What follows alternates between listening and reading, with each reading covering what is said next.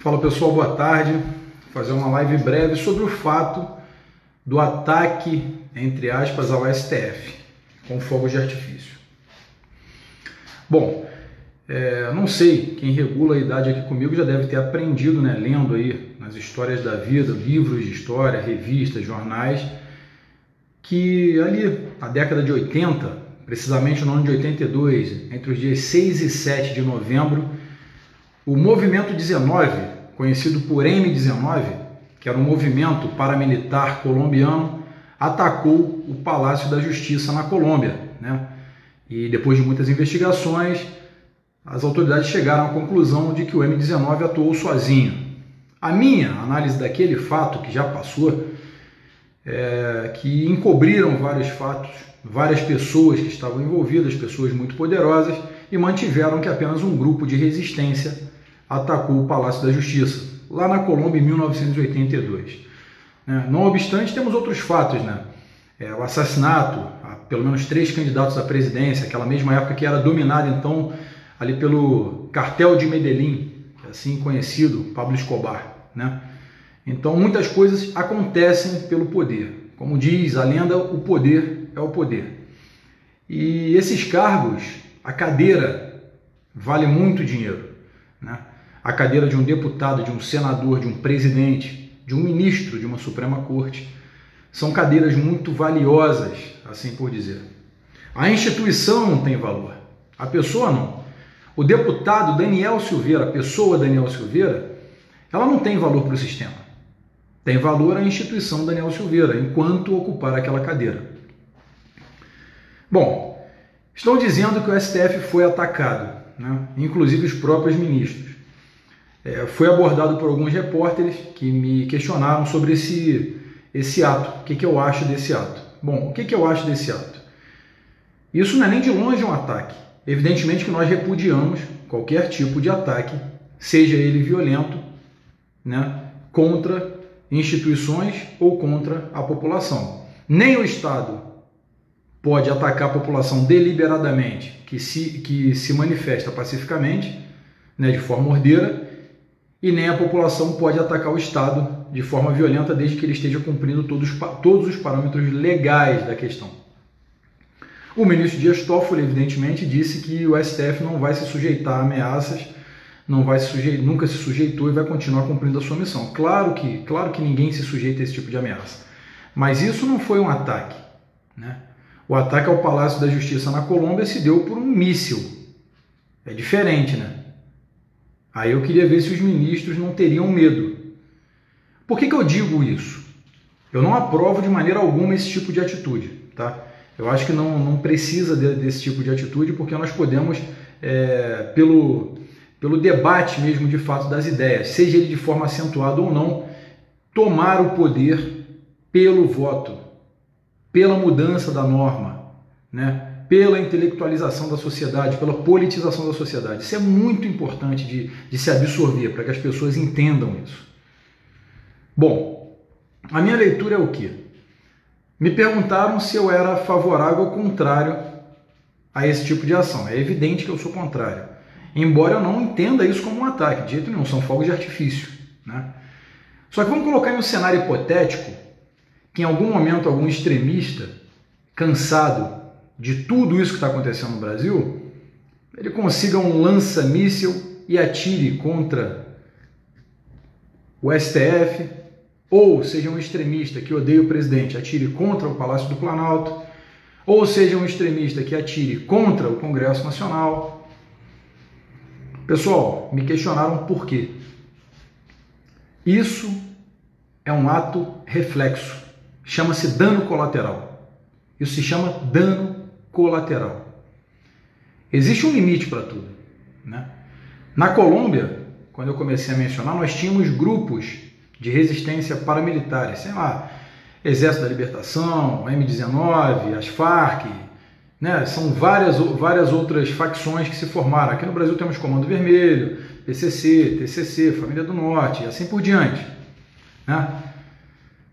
O que acontece é que lá na Colômbia, a época dos fatos que aconteceram lá, não foi o Pablo Escobar, quando atingiu o Congresso, né? Ele chegou até o Congresso, ele foi candidato e foi eleito deputado em 82. Né? Aquela época não foi o Pablo Escobar que procurou os políticos, não.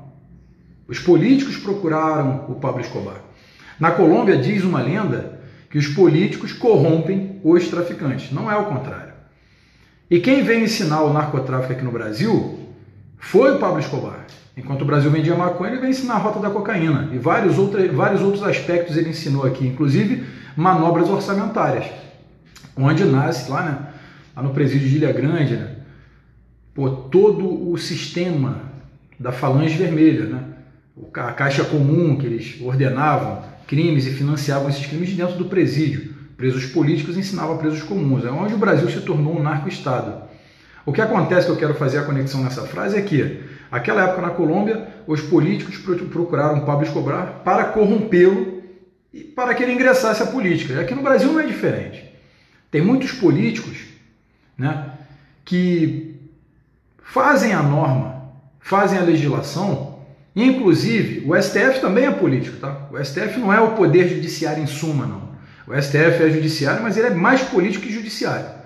Primeiro, que ele é totalmente indicação política. Segundo, que ele obedece a políticos o tempo todo, né? Por vários tipos de ações e também de decisões que eles tomam. Muitas vezes, a esmagadora maioria das vezes, totalmente contrárias à vontade popular, à vontade do Brasil, e não é em defesa da Constituição, muitas vezes.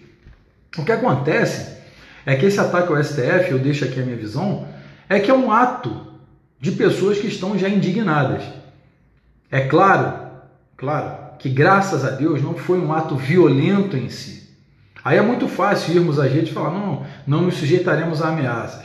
Eu deixo um recado aqui, e deixo um recado a todos os brasileiros, que o Brasil está começando a atravessar um momento de indignação social. Lá na Colômbia, na década de 80, eram grupos paramilitares que agiam de forma deliberada para poder derrotar ali a ideia contrária a eles. Aqui no Brasil se levantou um movimento social, né? As pessoas estão nas ruas, as pessoas pró-governo Bolsonaro, pacificamente, durante todo o tempo, não se vê um histórico de violência e permanecem lutando pela democracia, pela coisa republicana. Só que sempre, em qualquer ação social, qualquer manifestação, qualquer tipo de levante social, nós teremos células contrárias de resistência, tá certo? Isso é protocolo que existe desde que o mundo é mundo, né? Desde que a civilização se entende por civilização. O que acontece é que essas pessoas irão se manifestar, as células terroristas, como os antifas, black blocs e outros, surgem para poder antagonizar nessas manifestações, e nesse momento de antagonismo, de briga, de conflito, o Estado, com poder pátrio, ele entra fazendo a sua ingerência para poder equalizar. De um lado temos a mídia, que por todas as notícias o tempo todo nos mostra de que lado estão, que ideologia defendem, e nós ficamos aqui, à mercê da mídia e dos comunistas. E também às vezes do judiciário. Já dizia Rui Barbosa, a pior ditadura é a ditadura do judiciário, porque contra ela não temos a quem recorrer. E é verdade. Uma vez o judiciário fazendo ingerências, desrespeitando aí o sistema de tripartição do Estado, ou seja, a tripartição dos poderes, realmente demonstra que eles estão em sua ditadura monocrática. E contra essa ditadura, nós não temos a quem recorrer. A minha análise desse fato do ataque ao STF, graças a Deus, foi com fogos de artifício, mas poderia ter sido pior. Vamos colocar aqui um roteiro de filme, de cinema hollywoodiano. Imagina que um grupo extremista se forme aqui no Brasil. E esse grupo, motivado evidentemente pela emoção popular, pessoas conclamando uma justiça de fato, né? Desobedecendo a norma que no Brasil ela foi feita e cada vez mais dilapidada para poder demonstrar a bandidolatria. Cada vez a nossa legislação ela vem mudando para acariciar vagabundo, acariciar bandido. Em um certo momento, as pessoas aqui, do nível da população, que não estão inseridas no poder, vão se revoltar.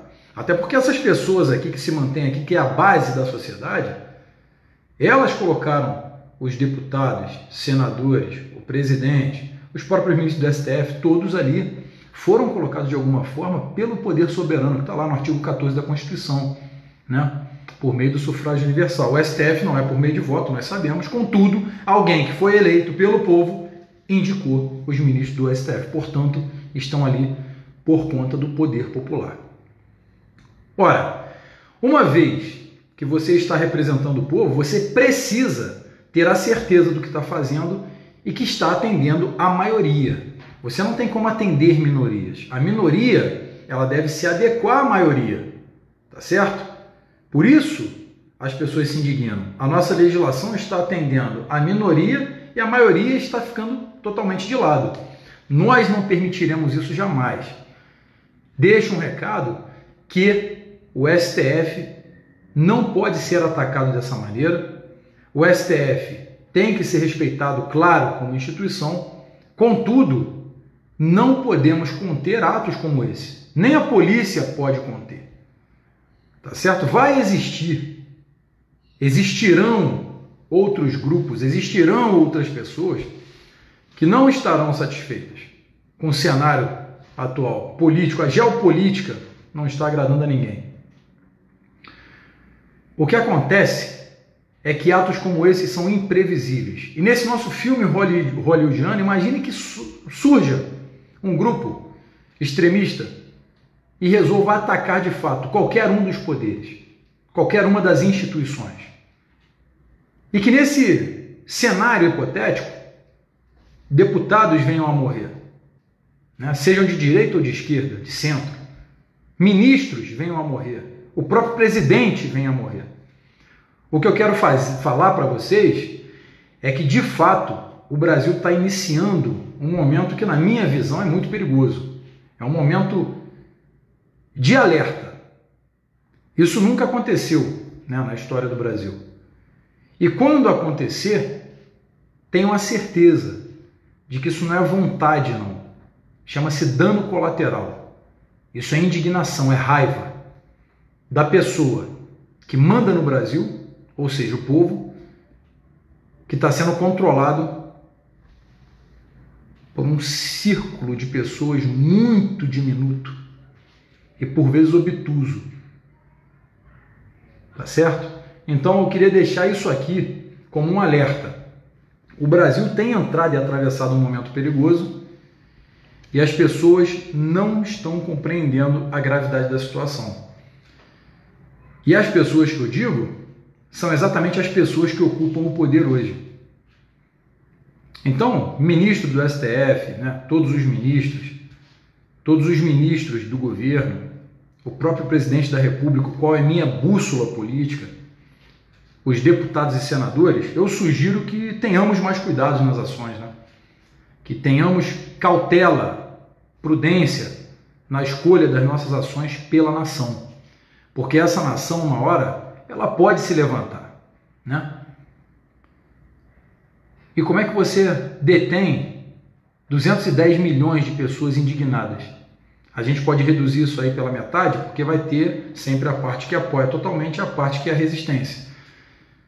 Agora, num cenário mais amplo, essas duas metades vão se conflitar, porque cada um vai defender o seu campo de ideias. Como que vocês vão agir? Vocês vão mandar o Estado matar milhares de pessoas para poder fazer valer o que foi lá defendido por Max Weber, né? Quando ele disse que o Estado tem o direito, na verdade, o monopólio do uso da força, né? Foi proposto por Max Weber. É onde o Estado garante, pela maioria, que pode inclusive matar outra pessoa para garantir a paz, a ordem. Bom, o que eu quero dizer, ministro do STF, é que isso aí não passou nem perto de um ataque, né? Foi tão somente alguém soltando fogos em cima do STF. Contudo, poderia ser alguém muito mais hostil, né? Em um cenário hipotético. Poderia ser alguém louco, que não tem nada a perder. Isso, ministros, pelo amor do Senhor Jesus Cristo, Madre Teresa de Calcutá, Mahatma Gandhi ou qualquer entidade que você queira orar. Vocês precisam compreender que as pessoas não estão satisfeitas com as decisões de vocês. Os senhores e senhoras têm decepcionado muito o Brasil. Claro que esse ato não representa o Brasil, mas é claro que isso é um ato reflexo. Né? Terceira lei de Newton: toda ação requer uma reação oposta e igual. Não é assim? A gente aprende lá atrás. Enfim, essa é a minha visão do ato. Fogos de artifício. Distante do ataque lá em 82, 6 e 7 de novembro, na Colômbia, ao Palácio da Justiça. Aquilo foi um ataque. Aquilo foi um ataque. Disseram que foi uma organização paramilitar, o M19. Não acredito muito não. Eu tenho minhas outras convicções. Portanto, acredito que esse ato isolado, que não representa apoiadores do governo, isso não representa os apoiadores do governo. Tá? Os apoiadores do governo se manifestaram durante semanas e semanas pacificamente. Em momento algum houve um conflito. Quando esses antifas surgiram, eles começaram a atacar de uma forma muito deliberada a todos os manifestantes, inclusive espancando. Até mulheres idosas, com crianças no colo às vezes. Eles não têm escrúpulos. Indagado pelo canal CNN, em uma reportagem, a reportagem está no ar, eu avisei que eles fariam isso e que de forma escalonada iriam mudando o seu protocolo, aumentando cada vez mais e atacando pessoas. Então, o que eu queria dizer, senhor ministro Dias Toffoli, Alexandre de Moraes, Fux, Celso de Mello, todos os outros ministros, Rosa Weber, Lewandowski, Gilmar Mendes, tem muitos, Marco Aurélio Mello, os 11 ministros. Vocês devem perceber que as pessoas estão indignadas com vocês e, graças a Deus, a grande maioria esmagadora, 99,9%, não vão agir dessa maneira, com o que foi feito agora contra o STF, com fogos de artifício. Mas pode ser, em um cenário remoto, hipotético, mas pode acontecer de alguém ficar muito indignado e atacar de verdade. Esse que é o problema. O que eu estou dizendo aqui é exatamente o seguinte: de maneira alguma esse tipo de ação é aprovado. O presidente reprova totalmente. Eu reprovo, todos os deputados, eu tenho certeza, reprovam. Acho que a maioria das pessoas reprovam. A maioria das pessoas, falo novamente, 99,9% das pessoas. Contudo, isso aqui é mais vamos dizer que é uma colaboração. Existe um momento para a diplomacia e outro para a ação. Acontece que a diplomacia parece que já está acabando. Nós que estamos aqui no poder não conseguimos mais convencer a sociedade. A sociedade realmente está cansada. Né? Em um momento de pandemônio, né? Nem pandemia não, que o Brasil se tornou um pandemônio com esse coronavírus, vocês ainda continuam tomando decisões. Governadores, então, exagerando em seus papéis. Prefeitos, então, se acham monarcas, quase colocando um novo decreto para poder voltar à escravidão. Ou seja, isso é reflexo da raiva que as pessoas têm sentido do péssimo poder que vocês têm, da péssima gestão que vocês têm. Esse é o recado que eu queria passar para vocês. Essa é a minha visão. Não entendo, graças a Deus, como um ataque violento, porque foram fogos de artifício. O ruim é quando você escutar assim no seu ouvido, ó. Aí é porque passou muito perto. Esse é que é o perigo. Tá certo? Forte abraço aí.